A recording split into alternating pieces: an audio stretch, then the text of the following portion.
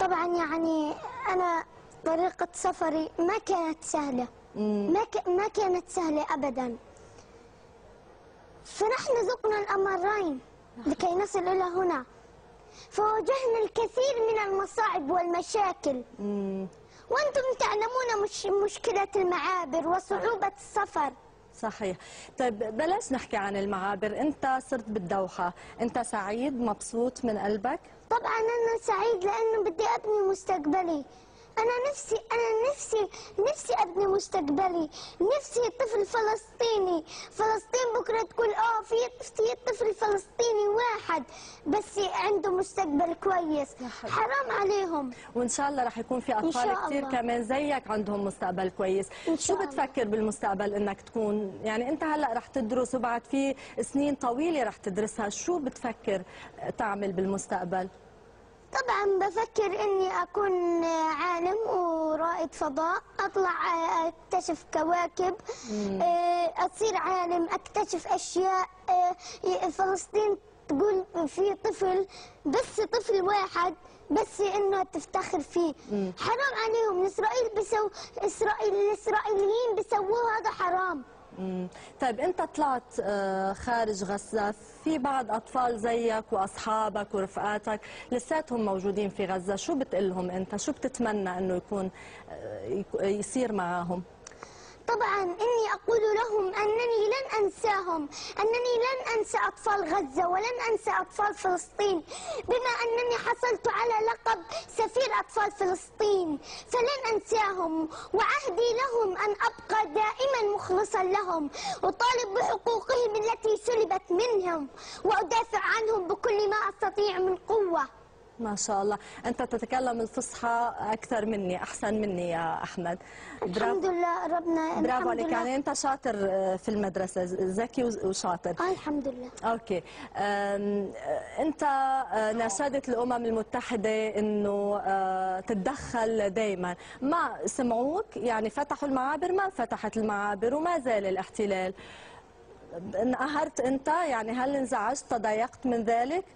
نعم أنا تضايقت كثيرا لأن المعابر تأخرت على مدرستي ما يقارب الشهرين من الزمن. والحين هلا خلاص رح تدرس في قطر؟ الحمد لله. اوكي، طيب كيف يعني ممكن تنسى شو صار بغزة مثلا؟ انت تدرس الآن في غزة، في الدوحة، وستتابع دراستك بالدوحة، وممكن تنسى كل أصحابك وكل اللي صار معك. كيف ممكن تقول لهم انه انت ما رح تنساهم؟ طبعا انا غزة بلدي، غزة اللي انولدت فيها، غزة اللي فيها ترابي، غزة اللي فيها تراب الغالي، غزة كل اشي. انا ما بتخلى عن غزة، ما بنسى اصدقائي، ما بنسى امي واخواتي، ما بنسى حدا. انا ما بنسى حدا في غزة لانه غزة. حبيت اسالك يا حبيبي، انت طفل ومسؤولين عنك، مش فقط أهلك، مسؤولين عنك المسؤولين الفلسطينيين، مسؤولين عن القضية، مسؤولين عن كل شؤون حياتك، بس هؤلاء الكبار الآن يختلفون. أنت كطفل شو ممكن تقول هؤلاء الكبار المسؤولين سواء في الضفة أو في غزة، باعتبارك طفل هم مسؤولين عن مستقبلك، شو كلمتك لهم؟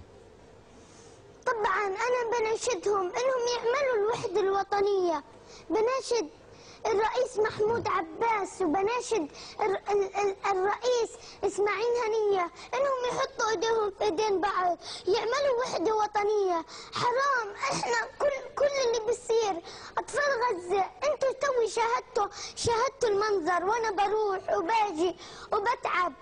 أنا بذلت كل جهدي علشان أصل هنا. أنا بناشدهم، الأطفال الفلسطينيين بيصرخوا، الأطفال الفلسطينيين جعانين، الأطفال الفلسطينيين بدهم يفرحوا، بدهم يلعبوا، بدهم فلسطين مستواها يعلى لفوق، بدهم فلسطين تصير كدولة حرة. هم ليش مختلفين يا أحمد؟ ليش؟ لأنهم لم يصنعوا وحدة وطنية.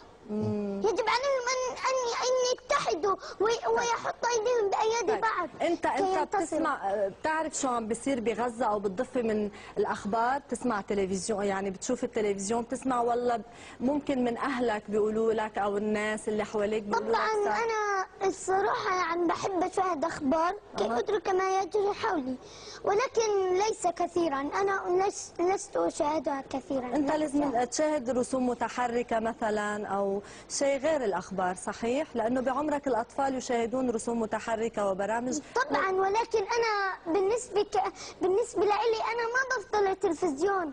أنا طبعا بالنسبة لي بفضل تعليمي، أنا بهتم بتعليمي وبدراستي، بهتم بأطفال غزة، بهتم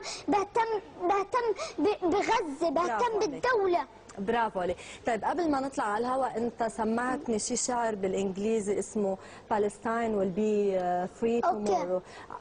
خليهم يسمعوها هيك بشكل واضح، الناس اللي ما بيعرفوا عربي حتى كمان يفهموا عليك. من كلماتك يا احمد؟ طبعا لا. يلا حبيبي قول. Palestine tomorrow will be free. Every day we tell each other that this day will be the last, and tomorrow we can go home free, and all this will finally end. Palestine tomorrow will be free. Palestine tomorrow will be free. No further to wipe away my tears. That's why I want to cry. I feel stuck, but I won't show my fears. I keep my head high, deep in my heart. I never had any doubt that Palestine tomorrow will be free. Palestine tomorrow will be free. I saw these rockets at once shining in the sky like drops of rain in the sunlight, taking away everyone dear to my heart, destroying my dreams in a blink. What happened to our human rights? What happened to the same death of life and all those other lies? I know that I'm only a child, but your conscience is still alive. I will carry with my bare hands every precious grain of sand, every stone and every tree.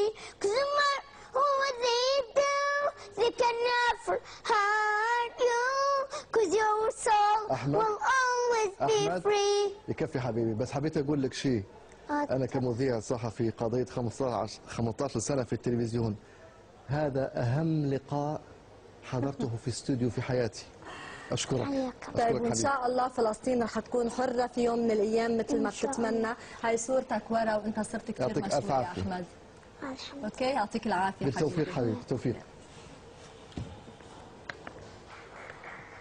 لكم التعليق. إذن كانت هذه بقية قصتنا لهذا اليوم، وغدا ننتقل إلى قطاع غزة ليروي لنا وائل الدحدوح بقية لقصة أخرى في سلسلة التقارير الخاصة بذكرى الحرب على غزة. هنا كان بيتهم، وهنا كان مهراق دمهم، هنا ولدت دلال، كبرت وترعرعت، وهنا دفنت ذكرياتها وطفولتها. وبعد عام من ذلك كله بدت طامعة في شيء واحد فقط، هو الأمن والاستقرار، خوفا على منازل وذكريات أخرى.